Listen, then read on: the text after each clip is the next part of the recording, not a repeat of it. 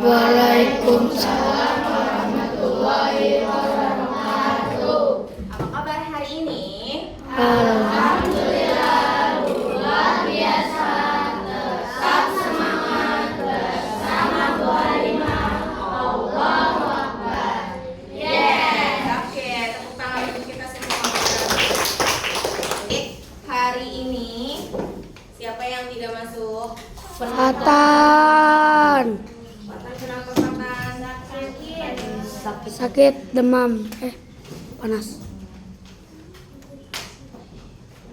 Mau berapa ya? 23.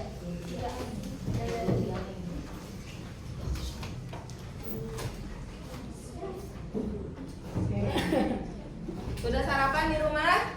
Dan Kalau sudah sarapan berarti hari ini sudah siap untuk mengikuti pelajaran. Tidak ada yang lemes ya. Sebelum kita mulai ke pembelajaran, oke baik, semuanya berdiri dulu coba. Berdiri, semuanya berdiri. Supaya kita menguat gerakan ya. Belum mulai pembelajaran. Belum.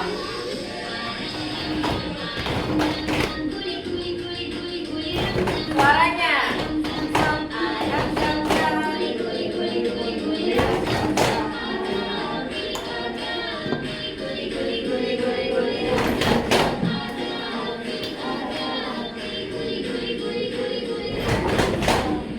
Oke, tarik nafas. Lebih cepat lagi.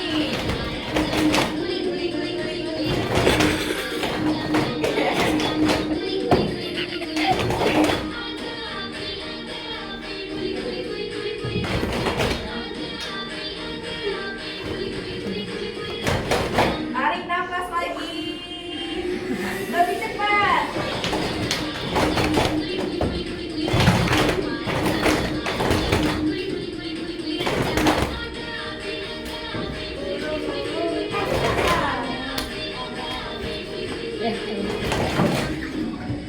Oke, tarik nafas lagi.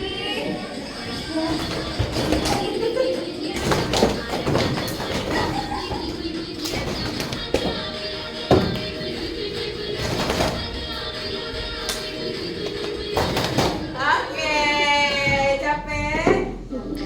Udah beda, boleh duduk. Boleh minum dulu. Siap ya, sekarang kita mulai ke pembelajaran. Kita masuk ke bab 8. Boleh minum dulu. Bawa bukunya semuanya? Bawa.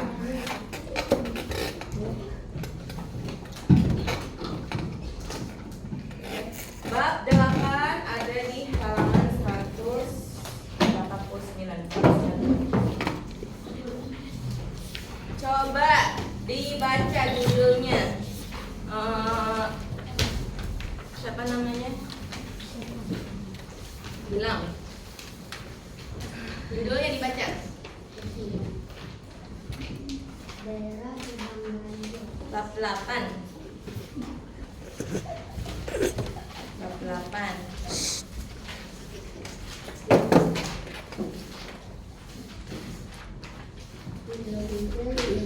Indonesia negara yang kaya. Tujuan kita belajar pada bab ini yang pertama, dengan mengetahui tentang geografi Indonesia, diharapkan peserta didik mampu menjelaskan pengaruhnya bagi negara Indonesia yang tepat. Yang kedua, mengetahui keanekaragaman hayati. Jadi diharapkan kalian mampu menjelaskan macam-macam keanekaragaman hayati yang ada di Indonesia. Yang ketiga, mengetahui sumber daya alam di Indonesia, baik yang dapat diperbaharui maupun yang tidak dapat diperbaharui. Sebelum masuk ke materi, kalian tahu nggak apa yang dimaksud dengan sumber daya alam yang dapat diperbaharui? Tunjuk tangan. Ya, Lutfi. Ya, betul. Tepuk tangan untuk Lutfi. Jadi, sumber daya alam yang dapat diperbaharui artinya dapat dipulihkan kembali. Ada lagi? Siapa? Belum bisa? Oke, kalau yang sumber daya alam tidak dapat diperbarui, artinya sumber daya alam yang Samantha? Yang terbatas. Betul. Tepuk tangan untuk Samantha. Jadi sumber daya alam itu ada dua. Yang dapat diperbaharui, artinya dapat dihasilkan kembali, diciptakan kembali. Terus ada juga sumber daya alam yang tidak dapat diperbaharui, artinya nggak bisa diciptakan kembali dalam waktu cepat, ataupun butuh beratus tahun dulu baru tercipta kembali. Nah, Bu Halimah punya LKPD atau lembar kerja peserta didik. Bu Halimah akan membagikan. Nah, di sini ada satu anak 5 lembar. Bu Halimah bagikan dulu. Boleh dibantu Kak untuk dibagikan? Boleh nih, Raisa bagiin yang itu. Satu orang satu. Boleh. Bismika bagiin satu orang satu. Apalagi Yoga mau bagiin. Yoga bagiin satu orang satu ya. Jadi Bu Halimah punya di sini ada contoh berbagai macam sumber daya alam. Kalian diminta untuk mengelompokkan mana yang dapat diperbaharui, mana yang tidak dapat. Udah dapat kertasnya? Sudah.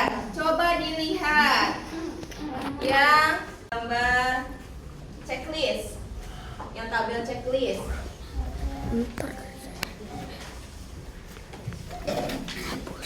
Kelompokkan benda-benda berikut berdasarkan jenis sumber daya alamnya. Kalian pilih mana ya kira-kira yang sumber daya alamnya yang dapat diperbaharui, mana sumber daya alam yang tidak dapat diperbaharui. Tadi apa sumber daya alam yang dapat diperbaharui?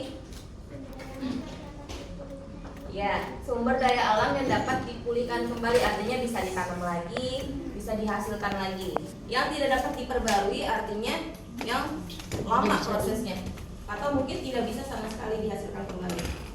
Paham? Coba dikasih checklist. Langsung, ayo kerjakan. Jangan lupa dikasih nama.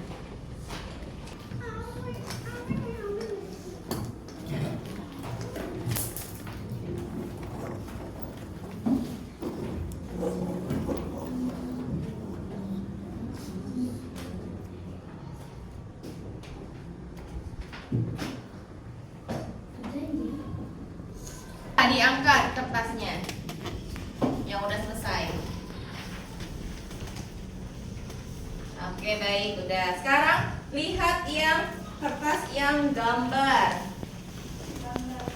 yang ini, yang tarik garis. Coba angkat kertasnya, ada nggak? Ada. Udah, oke, baik. Di sini kalian mengelompokkan ya, hubungkan gambar dengan jenis sumber daya alam non hayati yang sesuai. Kalau non hayati berarti artinya apa? Bukan makhluk hidup. Non hayati bukan dari hewan, betul, bukan dari makhluk Hidup. Jadi dia dihasilkan oleh selain dari makhluk hidup.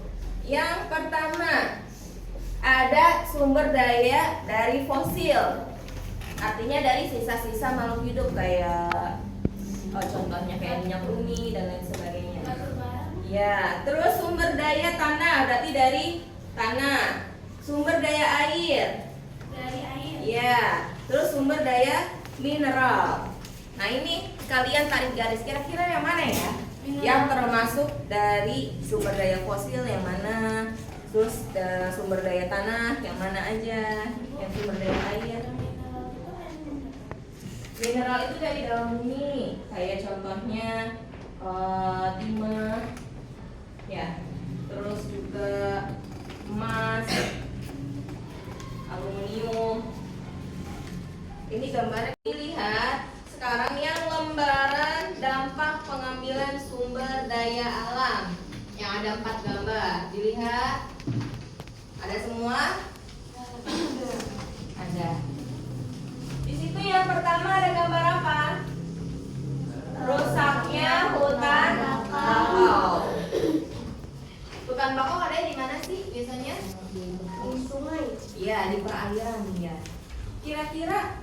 eh, gimana caranya upaya pelestariannya supaya ini gak rusak lagi?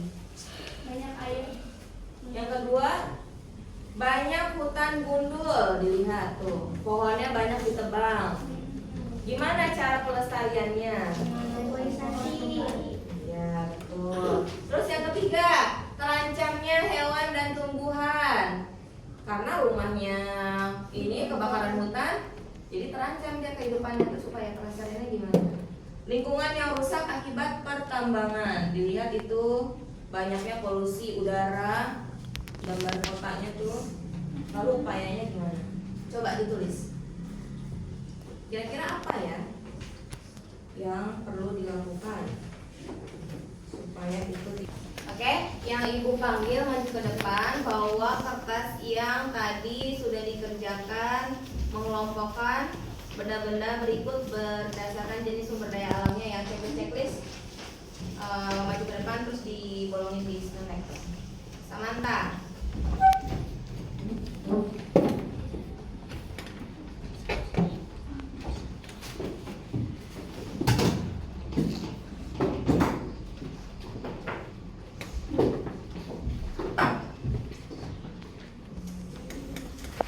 Bolongin, Kak. Kita berdua dulu.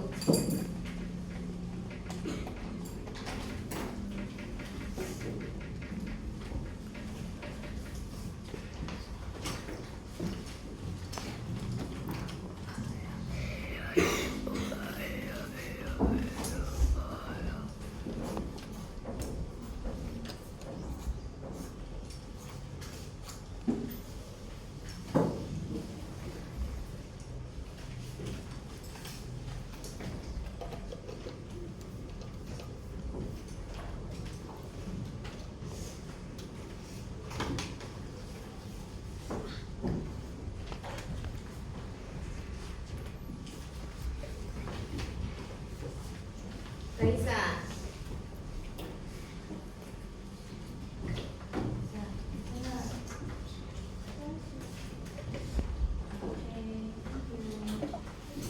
Raisa. Dibolong dulu kita Kak.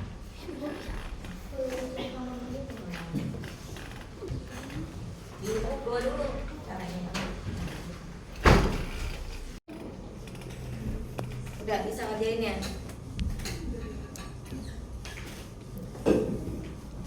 Tulis upayanya kira-kira apa nih?